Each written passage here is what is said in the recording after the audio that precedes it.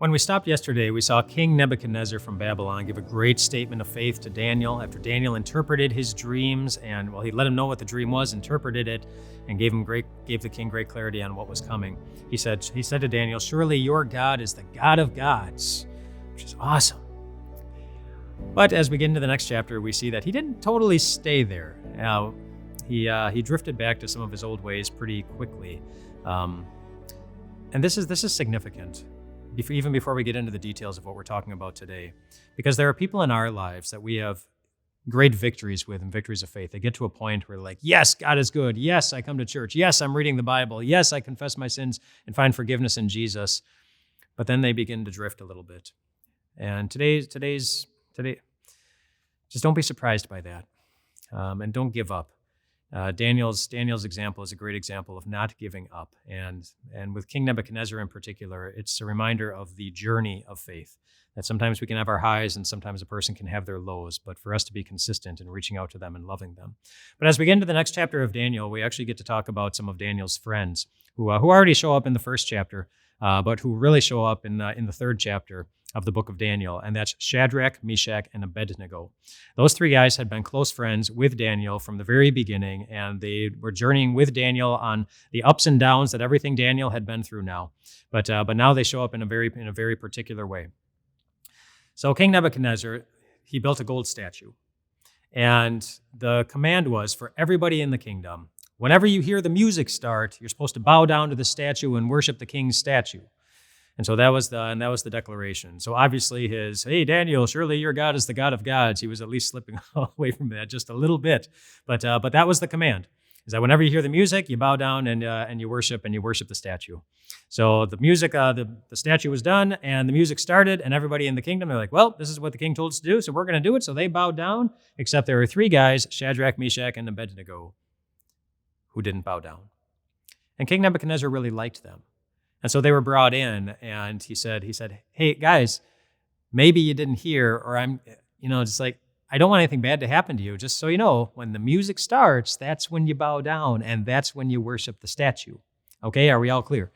And they said, no, we're just not going to do that. Now, another little interesting tidbit about all of this was the consequence for anybody who did not bow down to the statue. The consequence was that anybody who didn't bow down to the statue was going to be thrown into a blazing furnace. They were just going to be thrown into the furnace, into live fire, and their body was going to be burned up. And Shadrach, Meshach, and Abednego, they knew that. And yet they stood up in front of the king and they said, we just can't do that. But I want to read you how they said it. They said this. They said, King Nebuchadnezzar, we do not need to defend ourselves before you in this matter. If we are thrown into the blazing furnace, the God we serve is able to deliver us from it, and he will deliver us from your majesty's hand. But even if he does not, we want you to know, your majesty, that we will not serve your gods or worship the image of gold you have set up. And what they said there is just an incredible example of what faith really is. It's a reminder that God isn't like a vending machine, where if we say the right prayer and we put in the right change, and if we do the right thing, then God is going to give us everything that we're asking immediately in the moment. It can be easy to walk through life through that way sometimes if we think, well, you know what, I tried praying, I tried going to church, I tried reading my Bible, I tried doing all those things, and look at my life. It's just a big old mess, and God obviously doesn't care about me. But no, listen to their words. They said God is able to save us. But they didn't say, you know what, we are absolutely certain that God is going to pull us out of the fire. They just knew he could. They didn't know that he would. And then they even said, and even if he doesn't, even if this ends with our bodies being burned up into a whole bunch of ashes, we're still going to worship him as God. We're going to worship him as God, whether things look good or whether they don't. And what a great example of what faith is. Faith, if we only worship God when life is easy, when life is comfortable, when things are going the way that I want, then we're not really worshiping him as God. We're worshiping our desires as God. As long as you give me what I want, God, then I will worship you. That's not faith. That's putting ourselves above God and saying, God, you better listen to me or else I'm going to walk away from you. But they listened to God whether times were good or times were bad. I mean, the greatest example of that is looking at the cross of Jesus. Things looked really, really bad on that day. And yet, based on the promises that God had given to love us forever, to forgive us, and to care for us, we had every reason, and they who saw that day had every reason to believe that God was still good and that God was still loving them. But anyway, that's where Shadrach, Meshach, and Abednego are, and they don't bow down to him. And then the king's attitude towards them, it just flipped. While he wanted to save them initially, he became furious after they outright said, "King, we are not going to do this." And so he ordered the furnace to become 7 times hotter. And it was so hot that the guards that he ordered to throw the 3 guys into the furnace, that when they got so close to the furnace to throw them in, those guards died, because it was so hot that they couldn't take the intensity of the heat. And so the 3 guys, they're thrown into the blazing furnace. The guards who threw them in, they were dead. And so what do you think is going to happen to Shadrach, Meshach, and Abednego? What did happen was not what the king was expecting, because he looked in the furnace and he not only saw them walking around, as if they're just having a good time, just talking, whatever. There weren't 3 of them. There were 4 people in the furnace.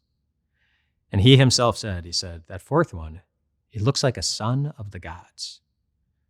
And truly it was. That God himself was with those guys in the furnace.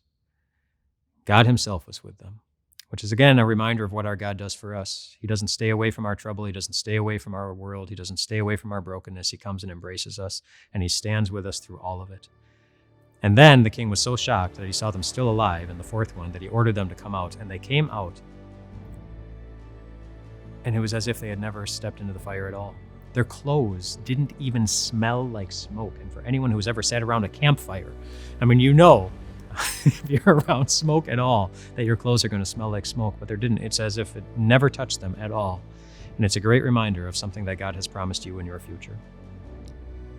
A day when you will be standing, and it will be as if everything that gives us so much trouble and pain here on earth, as if it never touched you. The day we walk into heaven. And God sets us free from all pain, from all sadness, from all trouble, from all hurt. When God wipes all of our tears away. That day is coming for you too. The miracle that took place for Shadrach, Meshach, and Abednego, it's a miracle that's also coming for you.